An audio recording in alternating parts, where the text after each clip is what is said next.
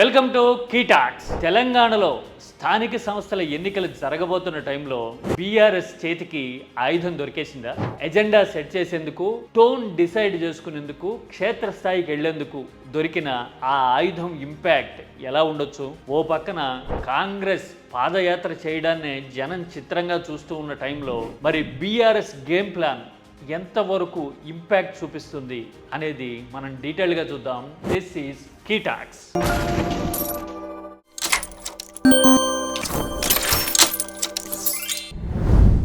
గోడ దూకిన ఎమ్మెల్యేల విషయంలో సుప్రీం ఇచ్చిన రూలింగ్ తెలంగాణ రాజకీయాల్లో కొత్త కలకలం రేపుతూ ఉంది. ఆ 10 మంది ఎమ్మెల్యేల విషయంలో 3 నెలల్లో నిర్ణయం తీసుకోవాలి అని సుప్రీం చెప్పటం తమకి నైతిక విజయం అని బీఆర్ఎస్ చెబుతోంది. ఇదే అంశంతో ప్రజల్లోకి బలంగా వెళ్లాలని, త్వరలో ఉప ఎన్నికలు రాబోతున్నాయని, ప్రభుత్వానికి ప్రజా మద్దతు లేదు అని ప్రూవ్ చేయబోతున్నాము అని బీఆర్ఎస్ చెబుతూ ఉంది. స్థానిక సంస్థల ఎన్నికలు జరగబోతున్న టైంలో రేవంత్ ప్రభుత్వం డిఫెన్స్ లో ఉంది, కోర్టులో దొరికిపోయింది అని చెప్పడానికి ఈ సుప్రీం రూలింగ్ ఉపయోగపడుతుంది అనేది బీఆర్ఎస్ వ్యూహంగా కనపడుతోంది. అయితే కాంగ్రెస్ సుప్రీం రూలింగ్ని మరో రకంగా ఇంటర్ప్రిట్ చేసేందుకు ట్రై చేస్తోంది. ఆ 10 మంది విషయంలో నిర్ణయం స్పీకర్దే అన్నారు కాబట్టి పరిణామాలు తమకే అనుకూలంగా ఉంటాయి అని కాంగ్రెస్ నాయకులు కొందరు మాట్లాడడాన్ని చూస్తుంటే వాళ్ళు ఒక ప్రాక్టికల్ పాయింట్ మిస్ అవుతున్నారు అని మనకు అర్థమవుతుంది. స్పీకర్ నిర్ణయాధికారం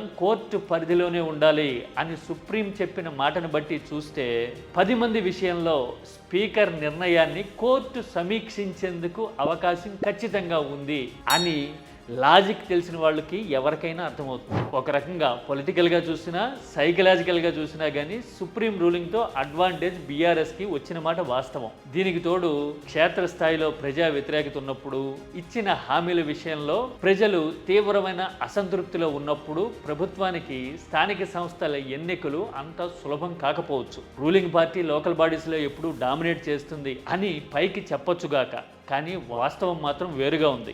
ఆ విషయం కాంగ్రెస్కి తెలుసు కాబట్టే అధికారంలో ఉండి కూడా కాంగ్రెస్ రాష్ట్ర వ్యవహారాల ఇన్ఛార్జితో కలిసి పార్టీ రాష్ట్ర అధ్యక్షుడు ఇప్పుడు పాదయాత్ర చేసే పరిస్థితి వచ్చింది. నిజానికి అధికారంలో ఉన్న పార్టీ పర్ఫార్మెన్స్ చూపించాలి, హామీలు నిలబెట్టుకోవాలి. విపక్షాలు పాదయాత్ర చేయడం చూస్తూ ఉంటాం. అందుకు భిన్నంగా హామీల సంగతి అలా ఉంచి పాదయాత్రగా జనంలోకి వెళ్తుంటేనే కాంగ్రెస్ ఎంత గందరగోళంలో ఉంది అనేది మనకి క్లియర్ కట్గా ఎవరో చెప్పకుండానే అర్థమైపోతుంది. ఇక బీసీ రిజర్వేషన్ల విషయంలో కూడా ఇదే కన్ఫ్యూజన్ కనబడుతూ ఉంది. 42% రిజర్వేషన్ విషయంలో బీఆర్ఎస్ గేరు మారుస్తూ ఉంటే అసలు 42% బీసీలకు ఇస్తాము అని చెప్పి అందులో ముస్లింలను చేర్చడం ఏంటి అని బీజేపీ కాస్త నంగినంగిగా అయినా సరే ప్రశ్నించడానికి ట్రై చేస్తూ ఉంది.